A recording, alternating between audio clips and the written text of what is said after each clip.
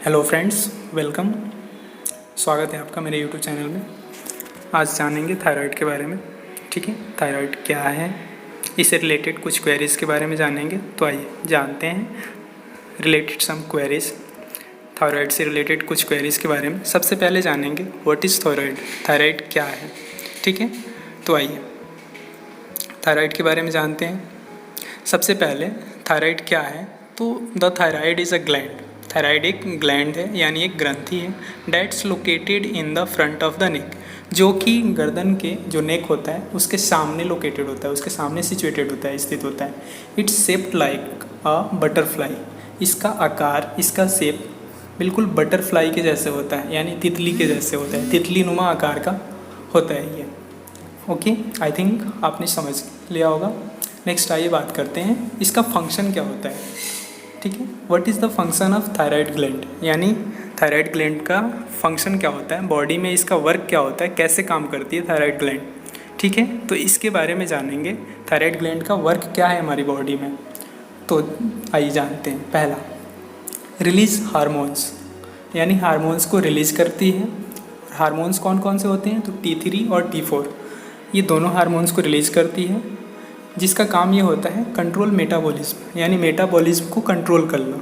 ठीक है, हमारी बॉडी में जो भी मेटाबॉलिज्म होते हैं उनको कंट्रोल करने का काम करती है ये T3 और T4 हार्मोन्स, जिस रिलीज़ करती है थायराइड ग्लैंड। ओके, अब आइए जानते हैं मेटाबॉलिज्म मीन्स क्या होता है। तो metabolism means process of converting food into energy, यानी फूड को एनर्जी में कन्वर्ट करने के प्रोसेस को ही मेटाबॉलिज्म बोलते हैं।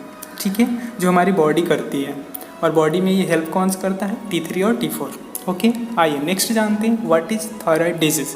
थायराइड डिजीज़ क्या होते हैं, कौन कौन से होते हैं, थायराइड डिजीज़ के कंडीशन क्या क्या होते हैं, ये सब चीज़ें हम आगे जानेंगे। आइए, तो सबसे पहले to conditions of thyroid disease, यानी थायराइड डिजीज़ के दो कंडीशंस होते हैं। सबसे पहला हाइपरथायरॉयडिज्म, हाइपरथायरॉयडिज्म, दूसरा होता है हाइपोथायरॉयडिज्म। इन दोनों में डिफरेंस क्या है, दोनों वर्क कैसे करती है, दोनों का कंडीशन क्या होता है, सिचुएशन क्या होता है, ये सब चीज़ जानेंगे। तो आइए सबसे पहला जानते हैं हाइपरथायरॉयडिज्म के बारे में, ये क्या होता है। इस कंडीशन में होता है when the thyroid gland makes too much thyroid hormone, यानी जो थायराइड ग्लैंड है इस कंडीशन में ज़्यादा हार्मोन्स को सीक्रेट करती है। तो होता क्या है, our body uses energy too quickly, हमारी जो बॉडी होती है इस हार्मोन से मिलने वाली एनर्जी को काफ़ी जल्दी ही यूज कर लेती है, जिस कंडीशन को हम हाइपरथायरॉयडिज्म बोलते हैं। ओके, एक बार दोबारा समझिए। When the thyroid gland makes too much thyroid hormone, जब थायराइड हार्मोन ज़्यादा हार्मोन सीक्रेट करती है तो हमारी बॉडी इसे तुरंत ही यूज कर लेती है, काफ़ी जल्दी। इस कंडीशन को हाइपरथायरॉयडिज्म बोलते हैं। आइए सेकंड जानते हैं हाइपोथायरॉयडिज्म। इस कंडीशन में होता है when the thyroid makes too little thyroid hormone, this is called hypothyroidism. इस कंडीशन में होता है कि जो हमारी थायराइड ग्लैंड है वो काफ़ी कम मात्रा में थायराइड हार्मोन को सीक्रेट करती है।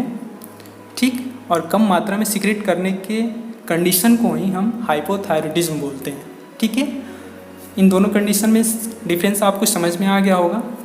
नहीं आया तो एक बार दोबारा से पॉज करके आप देख लीजिएगा।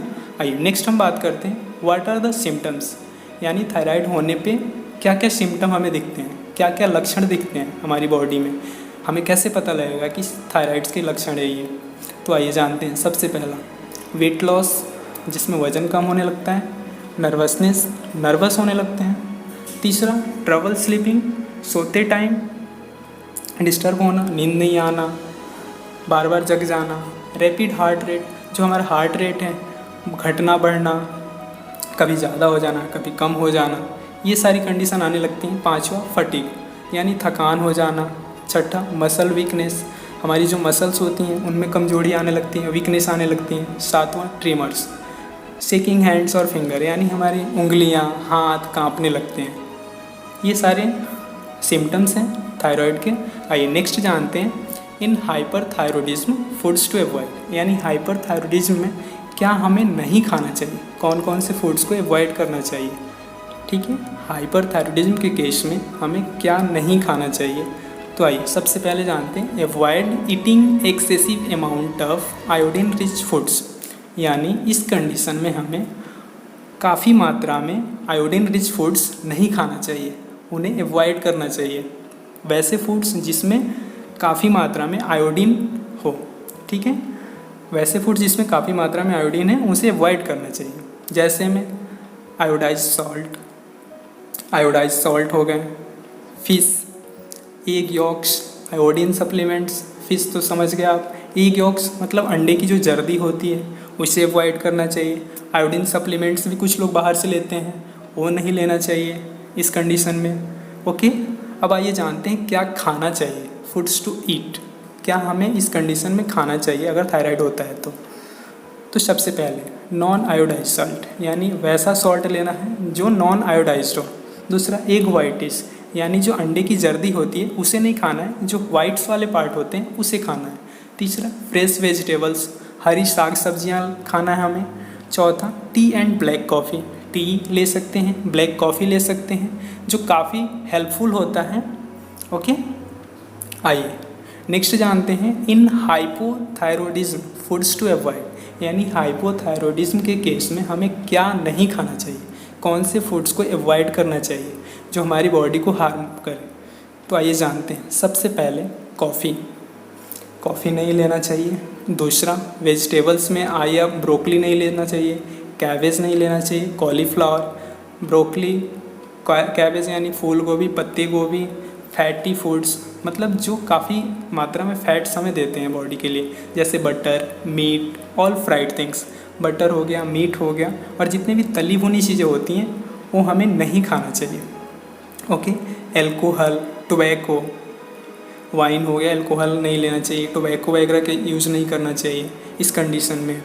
ओके, अब आइए जानते हैं इन हाइपोथायरॉयडिज्म फूड्स टू ईट, यानी इस कंडीशन में हाइपोथायरॉयडिज्म के कंडीशन में क्या हमें खाना चाहिए। ठीक है, तो आइए इसके बारे में हम बात करते हैं क्या खाना चाहिए। तो सबसे पहले मीट्स हमें लेना चाहिए। दूसरा डेयरी प्रोडक्ट्स जितने होते हैं, मिल्क हो गया, डेयरी प्रोडक्ट्स, सनफ्लावर सीड्स, सूरजमुखी के जो बीज होते हैं सनफ्लावर सीड्स, वो लेना चाहिए। चौथा ब्राज़ील नट्स, ये ब्राज़ीलियन जो होते हैं, जैसे ब्राज़ील कंट्री के जो नट्स होते हैं, अखरोट होते हैं, वो आता है, वो लेना चाहिए। टोमेटोज़ होता है, हरी सब्जियां में टोमेटोज़ आप ले सकते हैं। Okay, thanks for watching friends.